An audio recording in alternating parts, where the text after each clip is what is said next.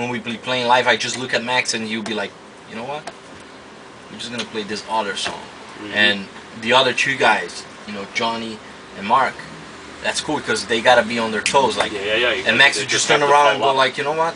Territory now. Boom.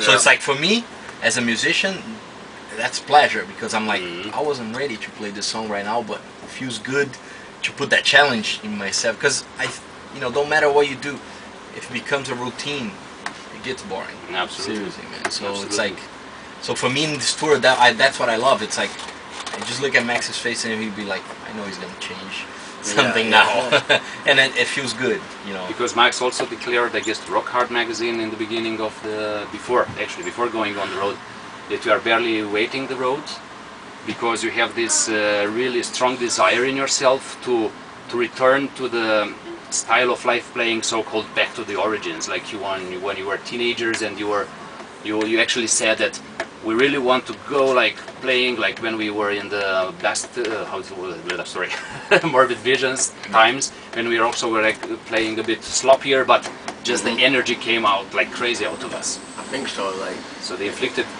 You know, it's not like Igor said, even tonight, it's not gonna be 100% tight, you know, but it's gonna be 100% adrenaline and really energetic, you know. And I think this kind of music, it's more about that than to sound exactly like the city. If you want to sound like the city, you go see Pink Floyd or Rush, you know, the great bands, they do that. Right.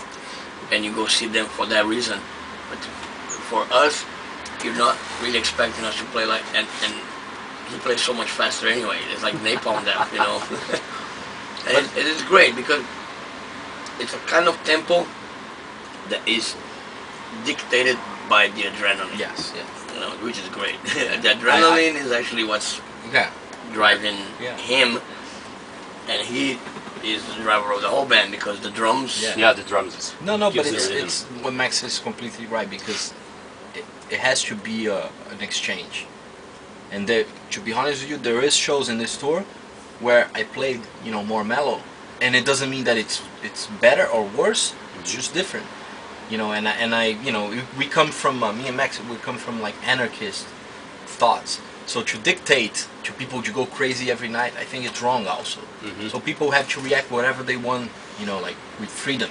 Yes. So there is nights when we played and it felt really good, but it's like, okay, tonight's a little slower, and I love that too. When I came after, you know, I talk a lot to Max and also to my drum tech, and he always says like, oh, tonight you're a lot slower, but very tight and very energetic in a different way. And for me as a musician, that's cool. Because it's also not just about me going there and going nuts and playing fast. I don't give a shit.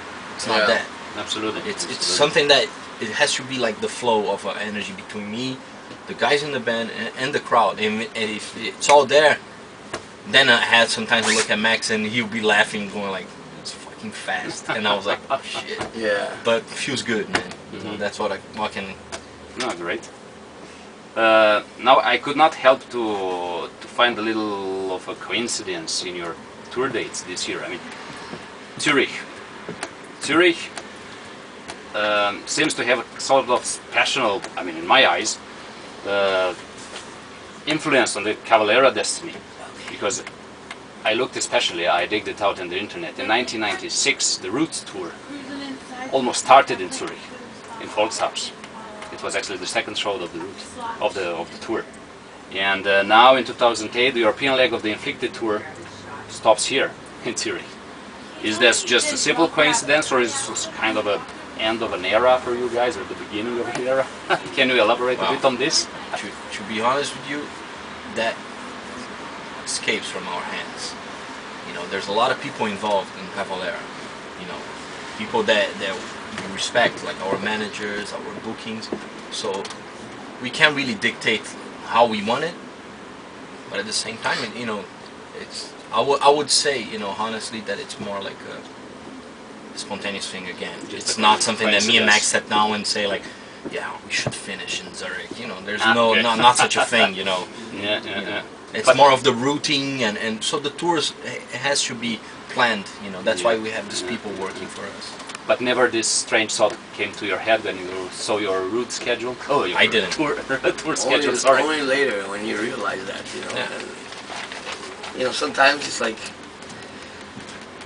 I don't know, like crazy. Like sometimes you be like, the show happening a certain day, you know, like becomes very special for whatever reason. It could be, you know, his birthday or somebody that we really liked, or a city that like download that we played there before, the same, you know. Yeah. So it comes a little bit, but honestly, in a tour like this, which is like 2 months jam-packed, you just sometimes.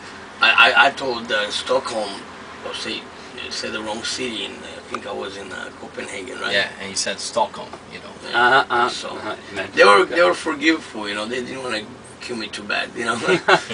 But it was more like funny, you know. Cause I was laughing. I was like, my Igor wrote it was like, if you want to, I write down the name of the city, and I felt really stupid, like, you know, like I'm turning to Ozzy, you know, that I cannot even remember the fucking city. yeah. You know, I was on tour with Ozzy once, and he looked at me like in the dressing room, like, "Where the fuck are we?"